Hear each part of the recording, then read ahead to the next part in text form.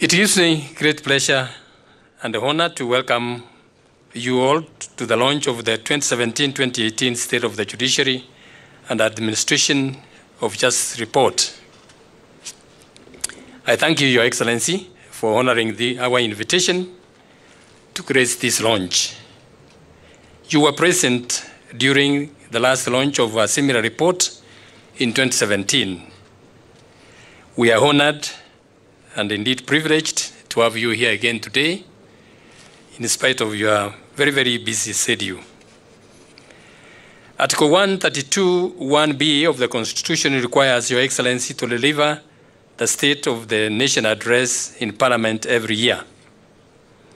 On the other hand, Section 521 of the Judicial Service Act requires the Chief Justice to give an annual report on the nation, to the nation on the state of the judiciary and the administration of justice.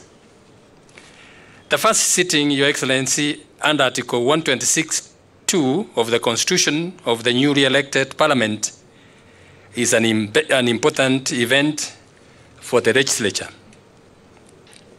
All these are important constitutional functions which bring together the three arms of government and the constitutional commissions.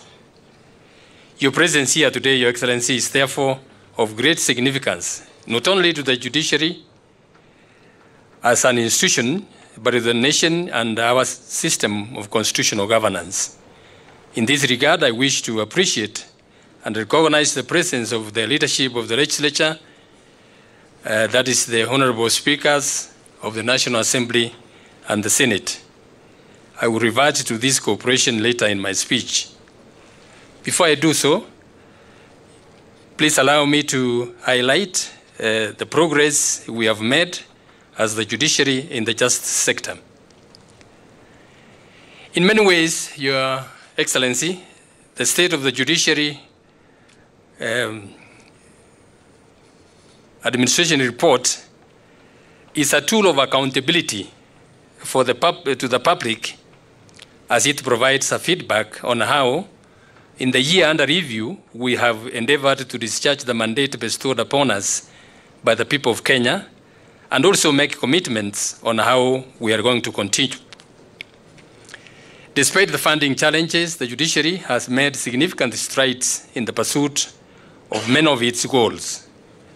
One of the key activities in the period we are reporting on, Your Excellency, is the hearing of election petitions.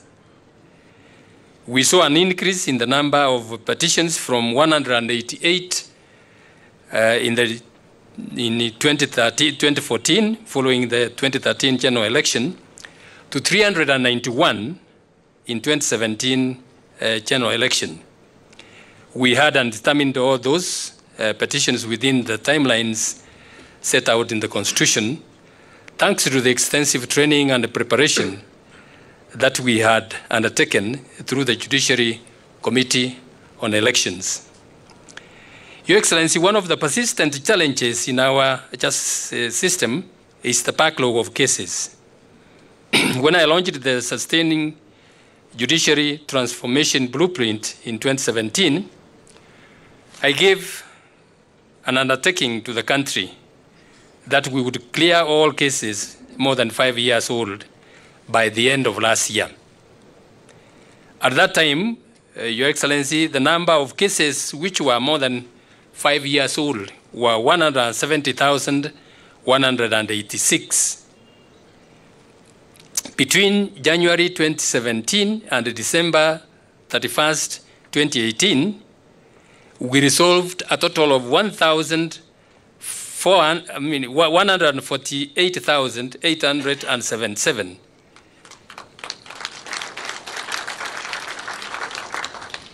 Of those cases, and that works, Your Excellency, to 87% success in clearing them. This is in addition, Your Excellency, to the disposal of another 611,948 cases that our courts completed in the same period. As we cleared these cases, Some others graduated, Your Excellency, to the category of 5 years old.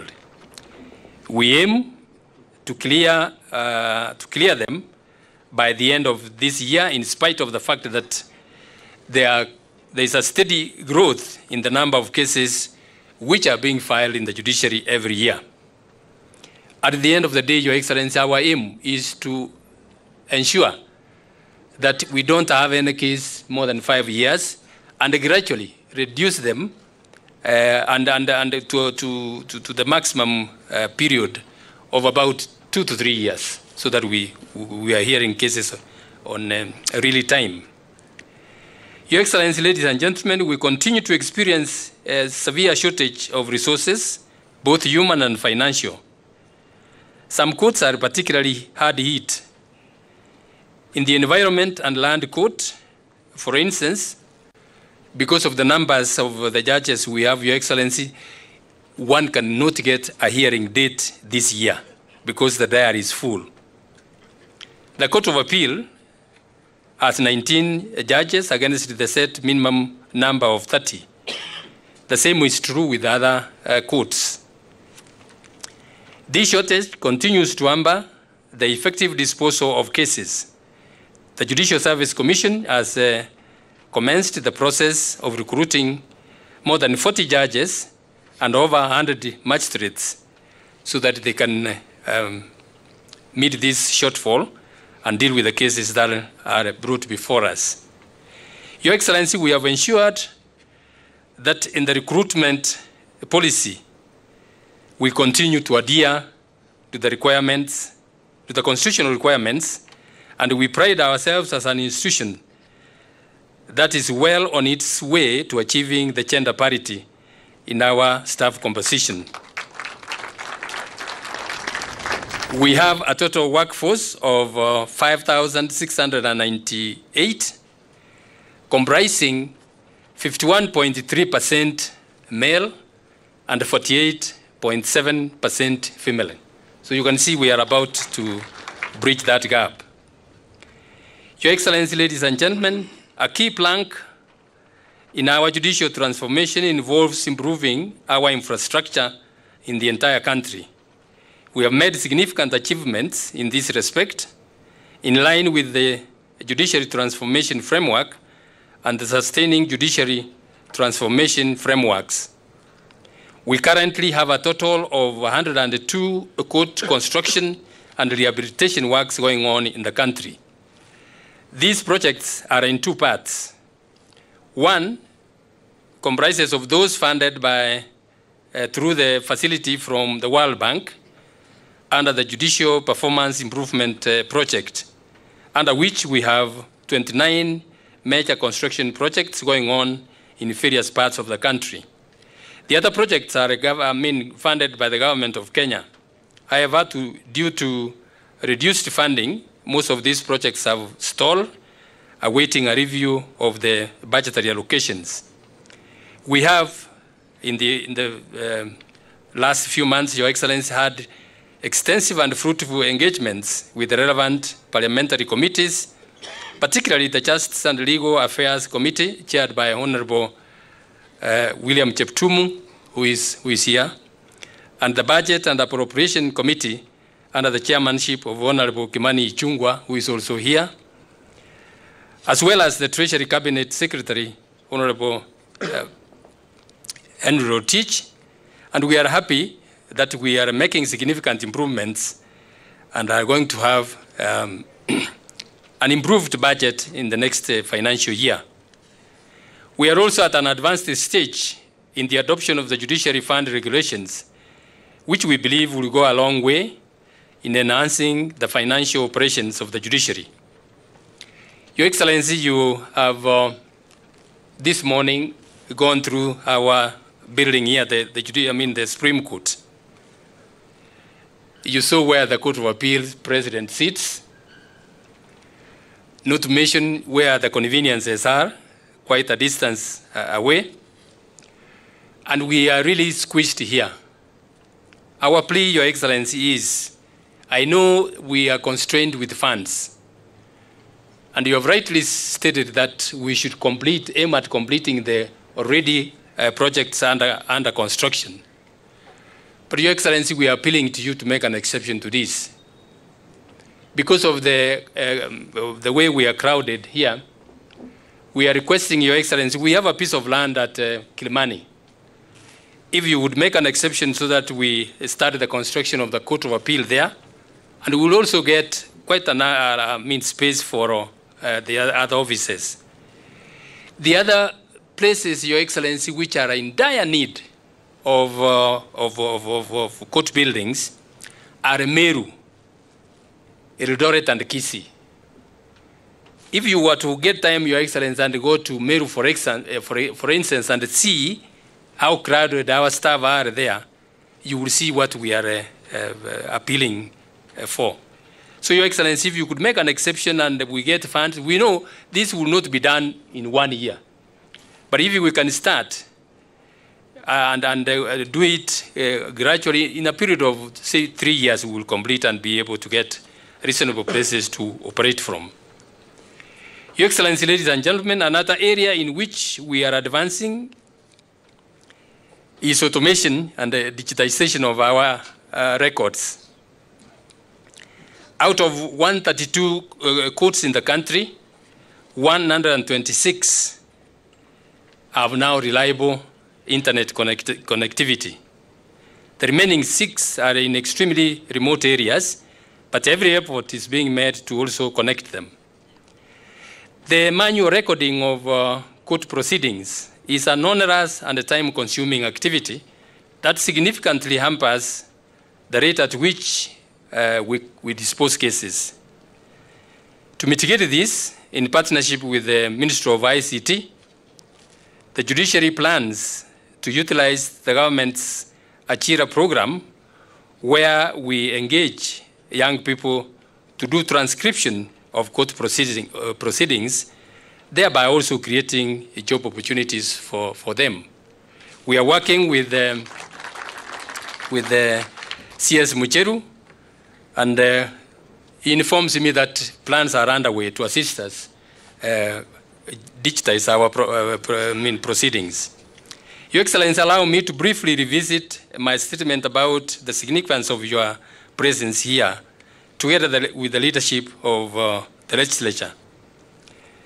While the judiciary, the executive, and the legislature are established under the Constitution as separate and independent arms of government, the same Constitution emphasizes the need for interdependence, cooperation, and collaboration. Indeed, some of the solutions to the challenges that I have highlighted earlier lie in the better coordination between the agencies in the 3 arms of government. No other process provides a better example of the need for interagency collaboration than the current war against corruption.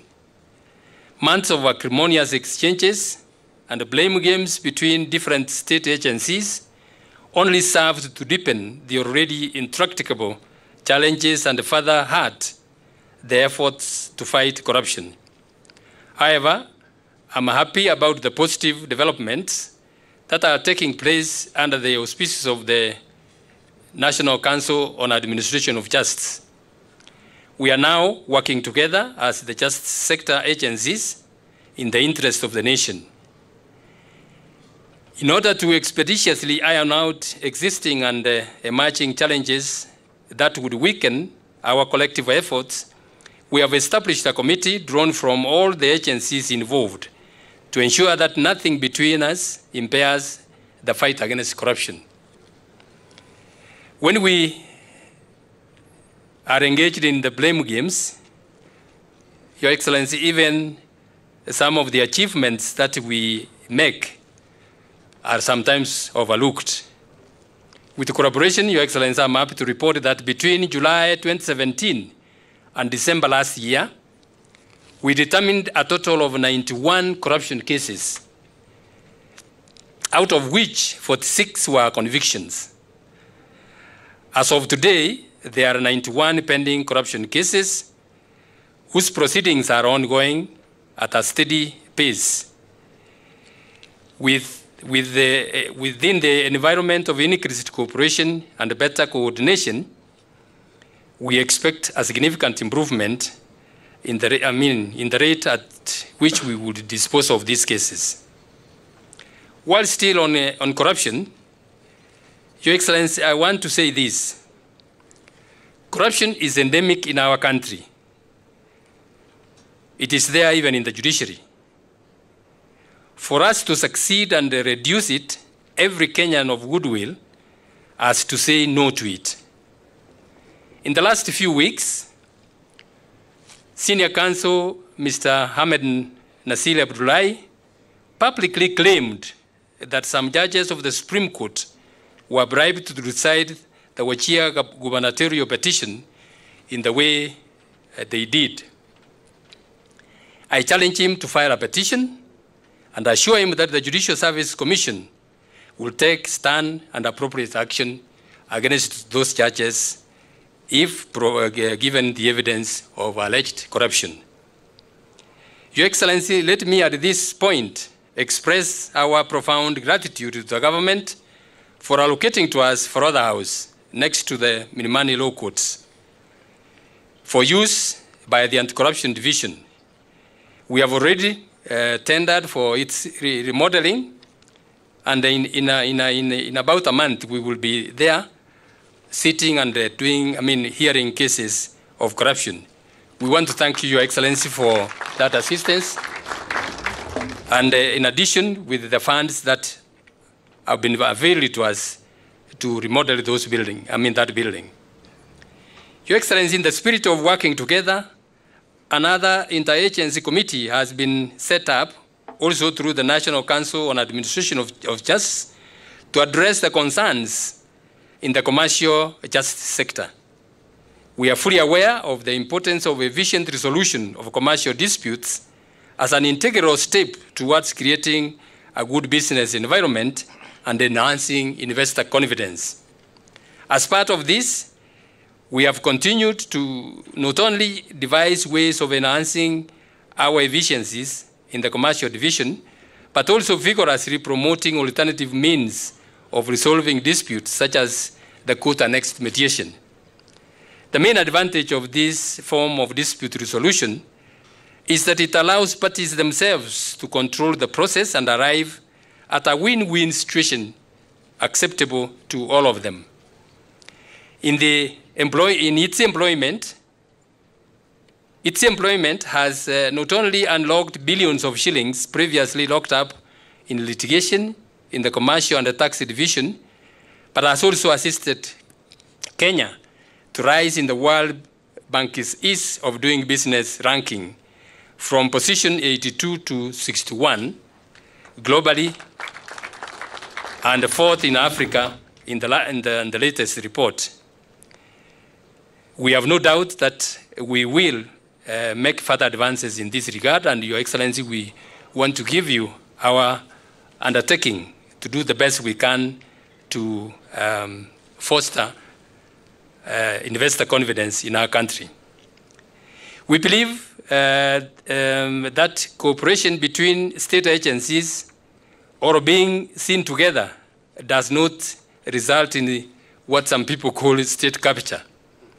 We will be steadfast in the defense of our judicial independence, but still hold that collaboration is one of the cardinal principles of our constitutional system of governance. In the provisions of the Constitution, the provisions of the Constitution not only emphasize the distinction between the arms of government, but also the interdependence between them at different levels. Indeed, it would be an affront to that same Constitution if public institutions resorted to working in silos while narrowly interpreting their mandate and independence. In this regard, I have, in the last few weeks, had engagements with the business community and the National Development Implementation and the Communication Committee. Their clarion call, Your Excellency, is for the speedy resolution of cases that are stalling development projects in the country. It concerns us in the judiciary, Your Excellency, and it should be the concern of the entire country.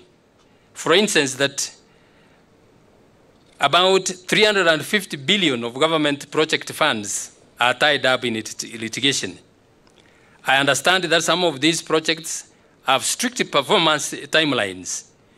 In some cases, I am aware that there is a real risk that development partners and investors would withdraw from those projects unless proceeded on diligently. I'm keen to ensure that litigation does not derail the development agenda in this country. In this regard, Your Excellency, just like in the corruption cases we are handling, do not be surprised, Your Excellency, if we rule against the government in some of them.